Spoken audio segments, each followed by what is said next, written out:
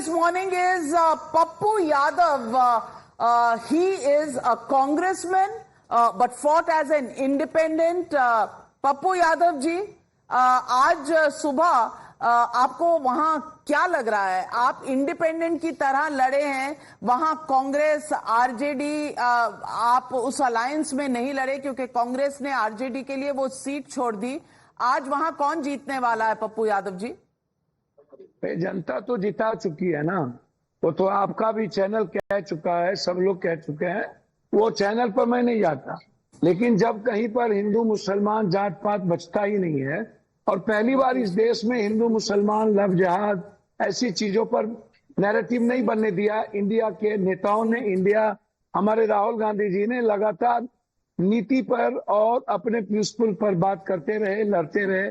हम लोगों ने कभी जात धर्म मजहब या ऐसी चीजों को सामने नहीं लाए। तो लगभग जो समाज के सब समाज के लोग हैं, सभी लोगों ने सबसे अधिक आशीर्वाद, ब्लेसिंग और ट्रस्ट पप्पू यादव पर किया। आप उठा करके, पर आपने कहा कफन बांध के आना पूर्णिया में, ये कफन किस लिए बांधना है?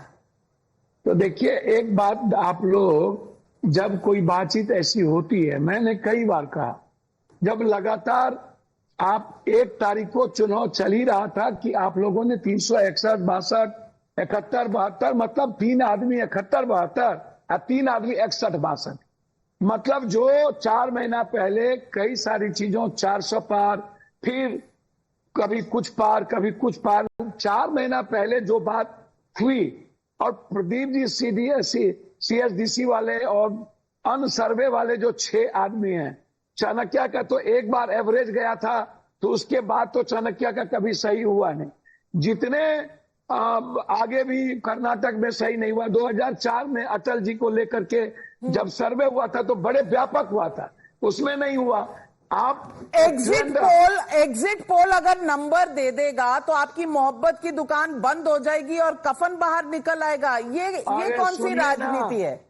सुनिए ना, राजनीति भैया 7 बार एमपी एमएलए बन चुके हैं।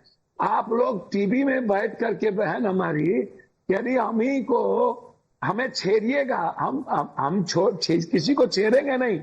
यदि आप हमें छेड़िएगा, हमारे घर में ढुकिएगा, तो क्या हो? तो ये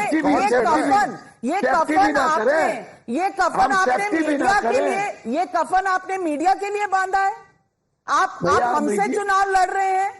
भैया, मीडिया को तो मैं थैंक्स देता हूं, हम बड़े घराने को थैंक्स नहीं देंगे, लेकिन आप जो उसमें हैं, जो मीडिया के लोग हैं ना बड़े, जिसको जो टीवी चैनल के मालिक हैं, जो कंप्लीट रूप से मोदी जी और अमित शाह के अलावा दूसरी बात करते ही नहीं। पप्पू यादव जी, मैं बहुत विनम्रता से आपको कहना चाहूंगी कि आप हम सबकी 30 साल के एक्सपीरियंस पर एक सवालिया निशान लगा रहे हैं। जब हम यहाँ बैठे हैं एडिटर बनके, तो फैसला हम करते हैं, मालिक नहीं करता है, और फैसला न्यूज के बेसिस पे होता है। नहीं, सुनिए ना, सर्वे एजेंसी के हिसाब से होता है। अब इसमें आप मालिक ले आएंगे, इसमें आप बाहर की ताकतें ले आएंगे। मेरी बात भी सुनिए ना मैडम, आप 30 साल से एक्सपीरियंस में हैं। हम कॉलेज लाइफ से लेकर के स्टूडेंट लीडरशिप से लेकर, हम लोग भी तो, हमारी माँ लड़ी, मैडम 3 बार एमपी है, हम 5 बार एमपी रहे हैं, एमएलए रहे। तो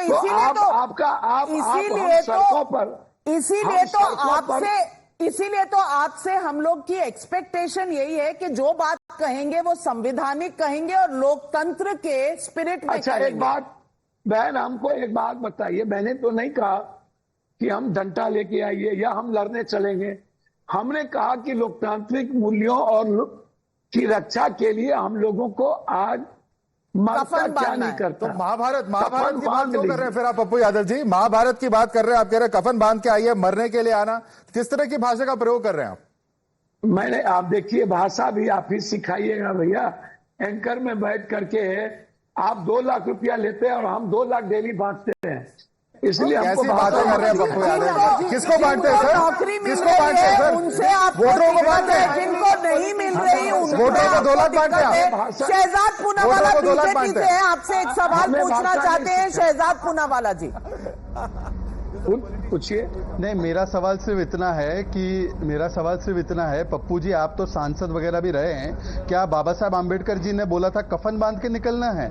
अगर कोई समस्या है तो हमारे देश में कोर्ट है, कोर्ट पर भरोसा नहीं है क्या? मतलब कि एक तरफ तो आप संविधान बचाने की बात करते हैं और आज संविधान को तार तार करने की बात। और पप्पू जी देखिए, देश का पप्पू मत बनाइए। जो पत्रकार अपनी नौकरी कर रहा है ईमानदारी से, उस पर सवाल उठाना, लोकतांत्रिक संस्थाओं पर सवाल उठाना, ये कांग्रेस का चरित्र बन चुका है। मान्यवर, आपके सर्टिफिकेट की इस देश के संस्थाओं को जरूरत नहीं है, पर आप ये बताइए कि संवैधानिक व्यवस्था के साथ चलेंगे, आंबेडकर जी की व्यवस्था के साथ चलेंगे, या पप्पू जी अपना कफन बांध के चलेंगे? ये देश लोकतंत्र है या ये पप्पू यादव जवाब दे रहे हैं। पप्पू यादव जी जवाब दे रहे हैं। सुनिए ना, तो हम बीजेपी के प्रवक्ता से तो कोई बात नहीं, जवाब दे देते हैं। उन्हें 1831 में भगत सिंह जी ने क्या कहा था उसको कोट कर देते हैं। भगत सिंह जी ने कहा था कि हमें लड़ना होगा, हमें सुन तो लीजिए, और 16 साल के बाद आजादी मिली। कहां से भगत सिंह है भाई? भगत सिंह सुनो तो भगत सिंह हम छोड़ दें, अपने साथ तुलना छोड़ करके। दें। भगत सिंह अंग्रेजों के खिलाफ लड़ रहे थे। जवाब कहिए। सुभाष चंद्र बोस ने कहा था कि तुम मुझे खून दो, मैं तुम्हें आजादी दूंगा। आप हमें, गांधी जी ने कहा था जब ऋषि पालेजा घाट पर उस समय लोकतंत्र नहीं था पप्पू जी, सुन तो लीजिए। और आप 1900 आप आधा पढ़कर आते हैं। 1931 की बात को आप 1831 कह रहे हैं, और 1931 की बात कर रहे हैं। आप हमको मत बताइए ना। नहीं, आप तो सब जानते हैं, सर्वज्ञानी हैं आप। मैं बिल्कुल आपके सामने विनम्रता से बोल रही हूँ। नहीं तो मैं नतमस्तक हूँ, मैं नतमस्तक हूँ भैया। पप्पू भैया, आप जीते, आप जरूर जीते, पर इस देश में जैसे आपका मान है, आपकी इज्जत है, क्योंकि आप एमपी हैं, रह चुके हैं, आपका परिवार रह चुका है, हमारी भी थोड़ी सी सेल्फ रिस्पेक्ट है। हम भी पत्रकार हैं और बहुत सालों से है। तो आप मेरी बहन है, हम आपकी इज्जत करते हैं, आपका सम्मान करते हैं, और मैंने पहले ही कहा कि हमारे जीत में या चुनाव में आप लोगों की भूमिका और आप लोगों ने जो देखा उसको बड़ी सार्थकता के साथ कहा है। मैं आपकी इज्जत करता हूं। यदि आपको लगा हो कि मेरे इस भावना से कहीं ठेस पहुंची हो तो मैं क्षमा मांगता हूं। ये कफन बांधने वाली बात और महाभारत वाली बात जो है, यदा यदा ही धर्मों से, जो हमारे महाभारत का जो एक संदर्भ था, और वो था, चलिए, एक बड़ा ही आध्यात्मिक क्रांति। उम्मीद है आप इसको लिटरली और सच्चाई में सड़कों पर महाभारत में नहीं बदल देंगे, और और इस संविधान और इस लोकतंत्र का आप उतना ही आदर करेंगे जितने आदर से 1947 में हमने इस देश को आजादी दिलाई और लोकतंत्र कायम किया। आप हमारे साथ जुड़े पप्पू यादव जी, बहुत बहुत धन्यवाद आपको। बहुत बेस्ट ऑफ लक अपने चुनाव जीतने के लिए।